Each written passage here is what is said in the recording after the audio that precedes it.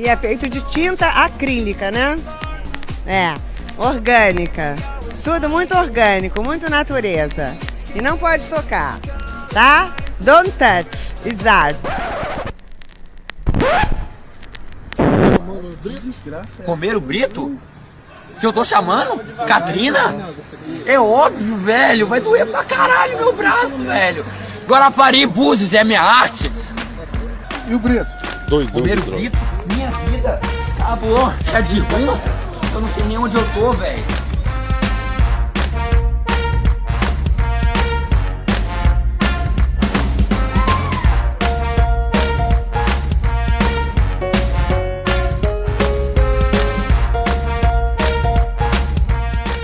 Ok. Aqui é a Lana e esse é o Pataquadas. Pataquada, que significa presepada, palhaçada, tolice, traquinagem, fazer, arte. E temos uma novidade no programa.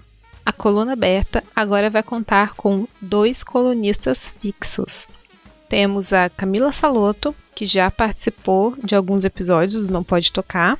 Camila, que é escritora, podcaster, fotógrafa e mestre em arte e mídia. E temos também o Denis Almeida, que também já participou de alguns episódios do Não Pode Tocar. Ele que é professor de História e Literatura. E hoje ele comenta sobre o projeto de lei que regulamenta a profissão de historiador, que foi vetado pelo presidente agora nesse mês de abril. Lembrando sempre que todas as notícias estarão linkadas no post no site Nota Manuscrita. Bora para as notícias. Justin! I don't speak English. I don't speak Portuguese. Justin. Justin. Justin. Justin. Justin. Justin.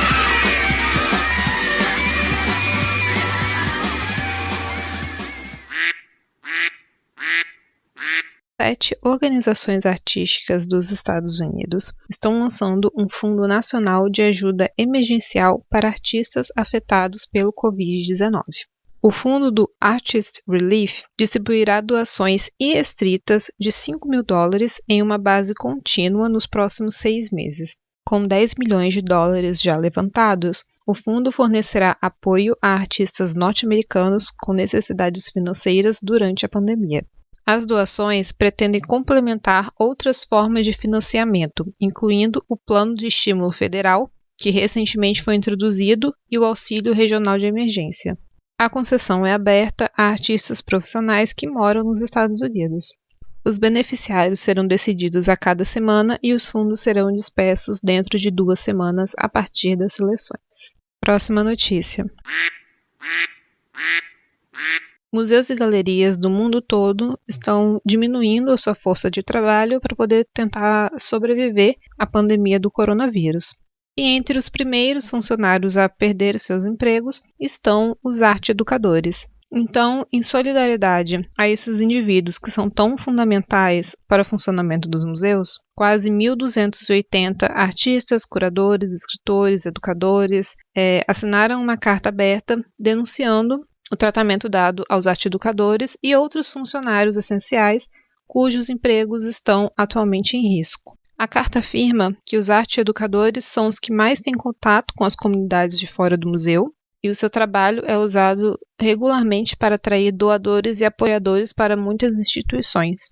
E o fato de eles serem os primeiros na linha de fogo das demissões é desconcertante para dizer o mínimo. Enquanto muitos museus priorizam a retenção de funcionários em período integral, com as portas fechadas e as galerias vazias, os arte-educadores, que geralmente são contratados para tarefas de curto prazo, com a duração de uma exposição ou programa, são os mais vulneráveis. Eles trabalham de forma contratual, que permite aos educadores maior flexibilidade. Porém, em compensação, assim eles têm menos garantias e são mais vulneráveis. A carta foi assinada por profissionais da arte do Brasil, da Dinamarca, Alemanha, Londres, Noruega, Portugal, Taiwan, Estados Unidos e outros países.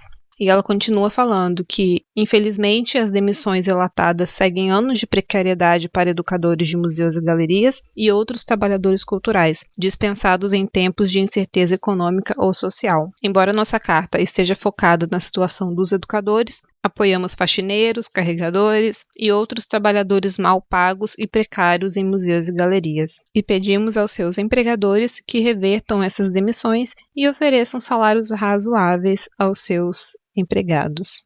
Próxima notícia. Foi criado no Instagram um museu de arte dedicado ao coronavírus. Muito papel higiênico, máscaras e álcool em gel. É o que pode ser encontrado, entre outras coisas, nesse novo museu de arte virtual dedicado ao coronavírus. A era da pandemia está sendo gravada em tempo real, com memes, pinturas, ilustrações, fotografias e vídeos no The Covid Art Museum, uma conta no Instagram que foi criada por 3 amigos de Barcelona. O @Covid Art Museum foi criado no dia 19 de março e desde então ele acumula dezenas de postagens irônicas sobre esse tempo que estamos vivendo e que são compartilhados pelos usuários com a hashtag Covid Art Museum. E embora o museu não tenha uma sede física, seus criadores planejam exibir o material coletado em uma mostra e em um e-book gratuito. Próxima notícia. Bom, agora vamos às notas de falecimento, porque nesse último mês de abril morreu um tanto de gente na área da cultura. Eu vou começar falando do falecimento do Moraes Moreira, que acredito que todo mundo que está ouvindo, né, deve estar sabendo disso. O Moraes Moreira morreu na segunda-feira, no dia 13 de abril, aos 72 anos. Ele morreu na sua casa, na Gávea, no Rio de Janeiro, onde ele morava sozinho. E ele estava aparentemente bem, mas foi encontrado morto na manhã da segunda-feira. Aparentemente, ele sofreu um infarto agudo do miocárdio. Antônio Carlos Moreira Pires nasceu em Ituaçu, na Chapada Diamantina, na Bahia. Ali, aos 13 anos, começou a tocar sanfona nas festas de São João e ainda na adolescência aprendeu a tocar violão. Foi para Salvador para prestar vestibular para medicina, mas ele desistiu ao conhecer Tom Zé em um seminário de música. E anos depois, ele formaria com a Baby Consuelo, Pepeu Gomes, Luiz Galvão e Paulinho Boca de Cantor, os Novos Baianos, grupo que atuou de 69 a 75. E ao lado de Luiz Galvão, Moreira compôs a maioria das canções do grupo e é responsável por um dos álbuns mais icônicos da música brasileira, que é o Acabou Chorare, de 1972. Moraes Moreira também foi o primeiro artista a cantar em trio elétrico no Carnaval de Salvador, junto ao trio elétrico Armandinho, Dodô e Osmar, e a partir daí seus frevos trieletrizados, como ele denominava, passaram a ser marcas registradas da festa baiana. Na mesma semana, nós perdemos também Rubem Fonseca. Um gigante da literatura nacional e um contista por excelência, faleceu na tarde de quarta-feira do dia 15 de abril, também no Rio de Janeiro, há poucas semanas de completar 95 anos. O escritor também sofreu um infarto em sua casa, no Leblon. Chegou a ser levado ao hospital, porém não resistiu. Um dos maiores nomes das letras brasileiras da segunda metade do século XX, algumas das obras mais consagradas de Fonseca são Agosto, de 1990, Feliz Ano Novo, de 1976, A Coleira do Cão, de 1963 e O Cobrador, de 1979. E há 2 anos ele publicou O Carne Crua, seu último livro de contos inéditos. Seus romances têm estrutura de narrativas policiais muito marcadas pela oralidade, quiçá pelo fato de Fonseca ter atuado como advogado e comissário de polícia no subúrbio carioca dos anos 50. E não à toa, muitos de seus protagonistas são delegados, inspetores, detetives particulares, advogados criminalistas ou escritores. Próximo falecimento é do escritor Luiz Sepúlveda, que morreu na quinta-feira, dia 16 de abril, aos 70 anos, na Espanha. Ele foi um dos primeiros casos de Covid-19 da Espanha e lutava contra a doença há cerca de 1 mês e meio. Ele foi autor de mais de 20 romances, livros de viagens, guias e ensaios. Sepúlveda deixou o Chile em 1977, após sofrer represália da ditadura de Augusto Pinochet, e depois de uma longa viagem pela América Latina, que incluiu sua participação na Revolução Sandinista na Nicarágua. Em 77, chegou na província de Astúrias. Algumas de suas obras foram adaptadas para o cinema, como a história de uma gaivota e do gato que ensinou a voar, e um velho que lia romances de amor. Durante sua longa carreira como escritor, recebeu cerca de 20 prêmios, entre eles o Pégaso de Ouro, em Florença, e o Prêmio da Crítica no Chile. Era, além disso, Cavaleiro das Artes e Letras da República Francesa e doutor honoris causa pela Universidade de Urbino, na Itália. O próximo falecimento é do escritor e professor Luiz Alfredo Garcia Rosa, que também morreu na quinta-feira do dia 16, aos 84 anos. Ele era um dos principais escritores brasileiros de romances policiais. Garcia Rosa nasceu em 1936, no Rio de Janeiro, formado em Filosofia e Psicologia, foi professor na Universidade Federal do Rio de Janeiro e publicou 8 livros sobre psicanálise e filosofia. A principal especialidade do professor era o psicanalista austríaco Freud. Ele nasceu no Rio, mas passou parte da infância e adolescência aqui em Vitória, capital do Espírito Santo, e aos 18 anos voltou ao Rio. O autor passou a se dedicar à ficção policial quando já tinha passado dos 60 anos. Após 30 anos como professor e pesquisador do campo da psicanálise, o autor podia explorar muito bem a mente de criminosos e policiais. Seu último romance, A Última Mulher, foi publicado em julho de 2019 e contava com o protagonista Espinosa investigando um homicídio no Baixo Meretrício da Lapa Carioca. Agora o próximo falecimento foi do empresário e engenheiro pernambucano Ricardo Brenan, que morreu aos 92 anos, no sábado, dia 25 de abril, no Recife, também vítima do Covid-19. Colecionador e incentivador das artes, Ricardo Brenan era primo do ceramista e artista plástico Francisco Brenan, que morreu também aos 92 anos, no Recife e no mesmo hospital, no dia 19 de dezembro de 2019. E eu comentei o falecimento dele aqui no Pataquadas também. Ricardo Brenan criou um instituto cultural reconhecido mundialmente nas terras do antigo Engenho São João, no bairro da Várzea, na zona oeste do Recife. Em uma área de 180 mil metros quadrados, recortados por jardins, lagos, obras de arte e um castelo medieval, o complexo cultural reúne um acervo da história e da arte que fica de legado para as futuras gerações. O castelo foi construído para abrigar a coleção de mais de 5.000 armas brancas de todos os continentes. Entre elas estão espadas, armaduras, miniaturas, canhões, chaves, relógios e armas modernas automáticas. E para a esposa, ele construiu a igreja de Nossa Senhora das Graças em estilo gótico. Agora próximo e último falecimento. Morreu na quarta-feira, dia 29 de abril, aos 80 anos de idade, Germano Celan, historiador, crítico e curador de arte italiano que criou o termo arte povera, que classifica um movimento artístico surgido na Itália na década de 1960. Ele estava internado no hospital em Milão e morreu também em decorrência do novo coronavírus. Celan trabalhava na Fundação Prada desde 1995 e lá ele desenvolveu as funções de diretor artístico e superintendente científico, promovendo diversos projetos culturais. Bom, para quem não conhece, a arte povera, ou arte pobre em português, se refere ao movimento surgido na Itália na década de 60, entre artistas que utilizavam materiais não convencionais para conceber as suas obras, como areia, madeira, sacos, jornais, cordas, farrapos. Fizeram parte alguns artistas como Alighiero Boetti, Gianni Cunellis e Pino Pascali, que estão entre os nomes que encabeçaram o movimento. E um outro artista que também é um ícone do grupo é o Michelangelo Pistoletto, que também foi diagnosticado com Covid-19. Porém, pelo que eu vi, ele já recebeu alta, então ele está fora de perigo. Agora vamos para as notícias nacionais. Vamos mostrar cultura para esse povo? Vamos, faz um gritinho aí pra nós.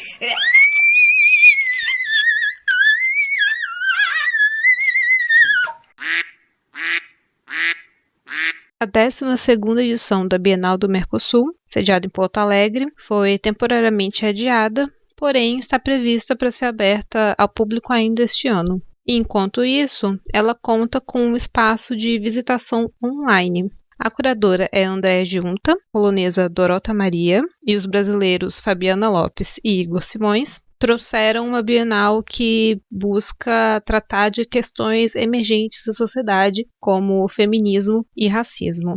Próxima notícia. O Museu de Arte Moderna do Rio de Janeiro demitiu ao menos 10 empregados em meio à pandemia. Foram dispensadas 6 pessoas da limpeza, 2 do educativo, uma do design e uma do administrativo, entre o fim de março e início de abril. Elas representavam cerca de 1/5 do corpo de funcionários do museu. Como eu falei anteriormente aqui no programa, os profissionais do educativo e também funcionários da limpeza, eles que normalmente são terceirizados, são os que são os primeiros a, né, serem demitidos, a sofrerem as consequências dos cortes de verbas, né, das instituições. Bom, mas a instituição alega que a substituição do quadro não tem qualquer relação com a pandemia e se trata de uma reestruturação do museu, enfim, desde que o Fábio Schwarkwald assumiu o cargo de diretor executivo no início desse ano. E a instituição também diz que foram efetivadas 11 novas contratações desde o início desse ano, de profissionais cujas habilidades específicas são mais ajustadas aos novos desafios do museu. Agora a questão é, se o problema não é financeiro por conta da pandemia, então por que você vai demitir pessoas agora? A gente está no meio de uma pandemia, não é momento para você fazer troca de funcionários porque precisa modernizar ou sei lá o que, instituição, e, gente, pelo amor de Deus, não é o momento de fazer isso. Acho que isso é meio óbvio para todo mundo, mas enfim, algumas pessoas, né, elas não estão nem aí, afinal de contas a vida delas tá ótima, né, as pessoas têm dinheiro, estão lá, estão bem, então ninguém liga pro faxineiro, né, ou o empregado que tá lá sendo explorado, ele que se vire, né, agora desempregado no meio da pandemia. Próxima notícia. No Pataquadas anterior, eu comentei aqui sobre o corte de bolsas CAPES. E agora a CAPES admitiu que um erro em relação ao novo modelo de concessão de bolsas foi o que provocou o corte dessas cerca de 6 mil bolsas do sistema. De acordo com o documento, houve um erro na contabilização das bolsas distribuídas com os novos critérios. Benefícios que haviam atingido em fevereiro sua duração máxima de vigência haviam sido classificados no sistema como empréstimo. Seriam as bolsas transferidas de um programa de pós-graduação para outro assim que as pesquisas em andamento fossem encerradas. A CAPES, então, contabilizou equivocadamente o saldo de bolsas.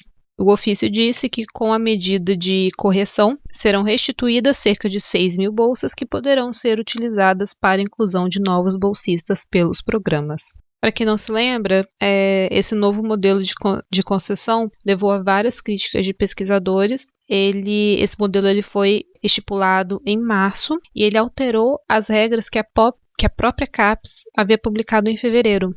E essa alteração veio após a intervenção do ministro da Educação, Weintraub, para que houvesse impacto negativo maior na área de humanas, que, como vocês sabem, né, um dos objetivos desse governo é perseguir e acabar com os cursos de humanas. E paralelo a esse modelo de concessão, a CAPES lançou, né, no dia 2 de abril, um programa que prevê 2.600 bolsas extras para projetos que lidam direta ou indiretamente com trabalhos envolvendo o estudo da Covid-19.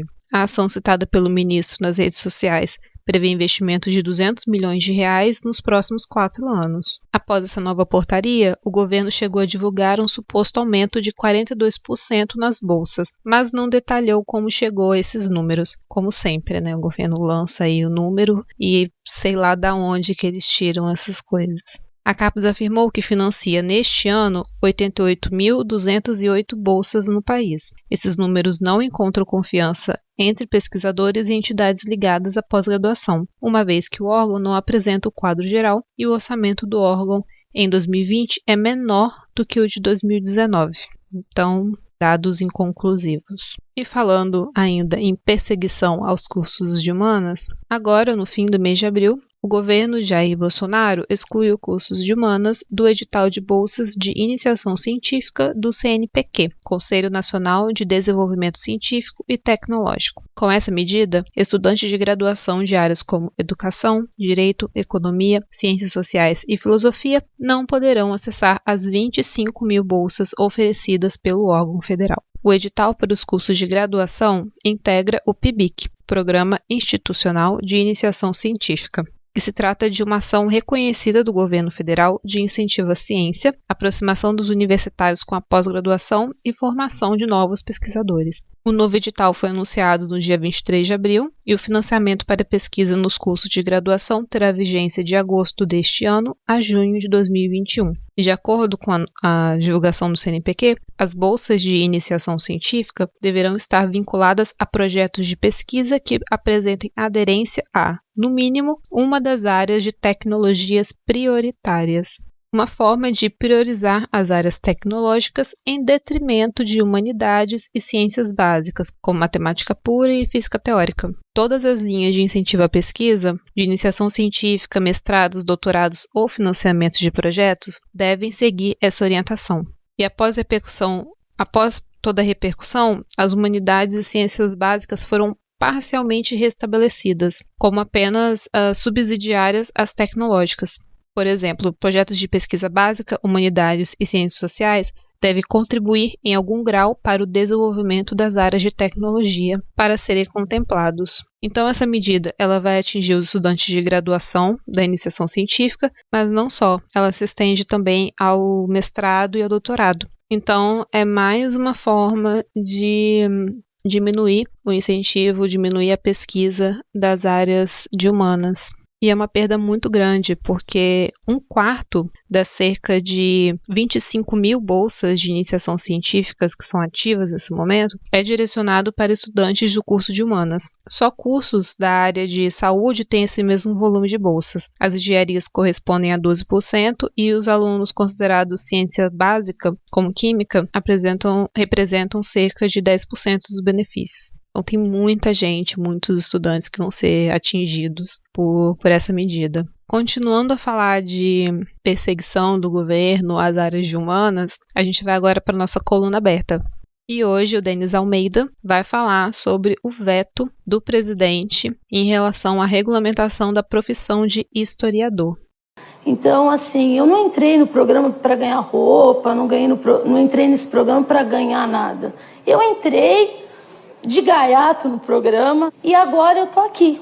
Olá, aqui é o Denis e hoje eu vou te fazer uma pergunta. Você se deixaria operar por alguém que nunca fez medicina, mas já viu muitos seriados e filmes médicos? Deixaria um entusiasta da engenharia construir a tua casa? Ou um jogador de jogos de simulação de voo pilotar o avião em que você vai embarcar? Por que eu tô perguntando isso? Bem, é uma história longa, mas a verdade é que eu fiz uma faculdade inútil do ponto de vista profissional. Por quê? Porque eu fiz história. Fiz história. E eu tô perguntando isso porque no dia 27 de abril, o antepresidente que nos desgoverna e constantemente nos ultraja, o senhor Jair Messias Bolsonaro, ele vetou integralmente o projeto de lei 4.699/12, que regulamenta a profissão de historiador. A proposta foi apresentada em 2009 pelo senador Paulo Paim, do PT, e a análise foi concluída apenas este ano. Agora, cabe ao Congresso manter ou derrubar o veto presidencial, que foi dado alegando-se que isso ia ferir a Constituição no que concerne à liberdade de exercício da profissão. Pois é, para o presidente da República, qualquer um pode exercer a profissão de historiador, visto que falar histórias, para ele, deve ser fácil. Ele pode inventar o que ele quiser, sem nenhum compromisso com a verdade, com fontes, com documentação histórica, com a ciência, basicamente. Ele acha que a nossa profissão não é ciência de verdade, que qualquer um pode exercê-la, que qualquer um pode escrever o que quiser no papel, que vai ter o mesmo valor. E assim, para ele e para muitos, o que eu faço tem o mesmo valor que um cronista, que um autor de ficção, que são extremamente respeitáveis, claramente, mas que nunca estudaram sobre o processo epistemológico da história, que nunca estudaram sobre a análise de fontes históricas, que nunca fizeram muito caso sobre como a história funciona como ciência. Vocês podem reparar que nas livrarias, os livros acadêmicos de história são ladeados por livros como Alienígenas do Passado, Eram os Deuses Astronautas, Será que Alguém Chegou na América Antes de Colombo? Óbvio que tem coisa muito séria produzida também, como As Damas do Século XII, de Georges Duby, que podem ser lidas para entretenimento, para diversão. Eu recomendo muitos livros escritos por historiadores muito sérios que podem te entreter por horas. Mas a notícia do dia 27 me deixou bem desesperançoso sobre a valorização do meu ofício, porque é difícil viver num país que desvaloriza tanto a sua própria história. E isso é apenas mais um indício disso, de que nós, historiadores, não temos lugar em um país que simplesmente e cotidianamente pisoteia no seu passado e faz questão de repetir e superar da maneira mais negativa possível os erros que já cometeu. Quem não estuda história pode até cometer os mesmos erros do passado, mas um país que não valoriza o historiador está condenado a ser um amnésico e nunca se lembrar de onde veio para nunca saber para onde vai. Espero que tenham gostado deste conteúdo, meio que desabafo, e espero que o Congresso Nacional cancele o veto do presidente. Quem quiser pode me acompanhar nas redes sociais. No Twitter eu sou o @DenisAlmeida82, Denis com 2 N's. E eu também faço parte do Clio História e Literatura, que lançamos podcasts semanais sobre os mais diversos assuntos da história, além de produzirmos textos que são publicados no nosso site, cliohistorialiteratura.com.br. Espero que eu possa encontrá-los lá também. Um beijo e até mais. Agora a próxima notícia.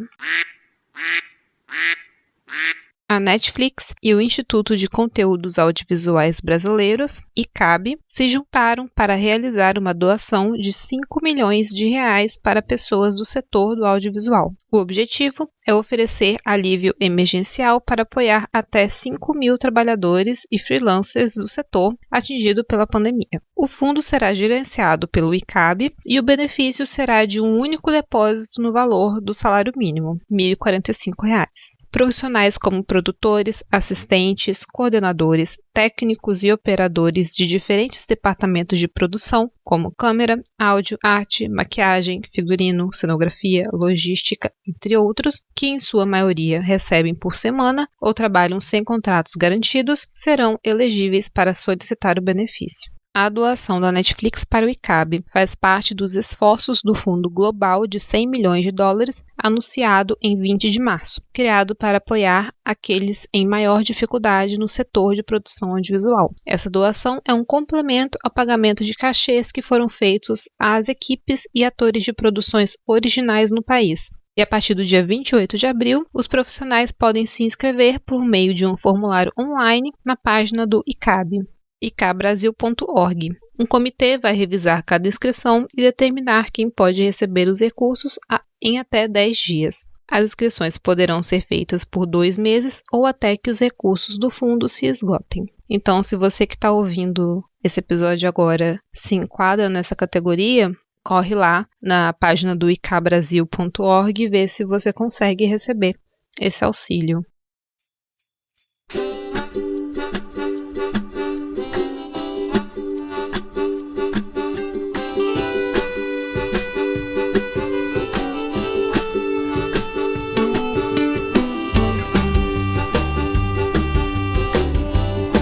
E encerramos o Pataquadas de hoje. Se você gosta mesmo da gente e acredita no nosso trabalho, não deixe de nos avaliar no iTunes, nos agregadores ou no Spotify, porque assim você nos ajuda muito a crescer. Espalhe a palavra do podcast, divulgue aí para os seus amigos, para os seus grupos de WhatsApp, de Telegram, Twitter, Facebook, se alguém ainda usar, né? E se você gostou, tiver algum comentário, notícia, fala com a gente. Você pode mandar um e-mail para o nampodetocar@gmail.com ou falar com a gente nas redes. O Twitter oficial é o do Tiwi, que é o @nampodetocar, tanto no Twitter quanto no Instagram. Todos os links, perfis estarão, como sempre, linkados no post no site notamanuscrita.com. E lá, além de você encontrar os nossos episódios, você encontra também contos, crônicas e outras produções de arte dos nossos participantes. E por hoje é só. Semana que vem estaremos aqui com mais um episódio do Não Pode Tocar. Tchau e se puder, fiquem em casa.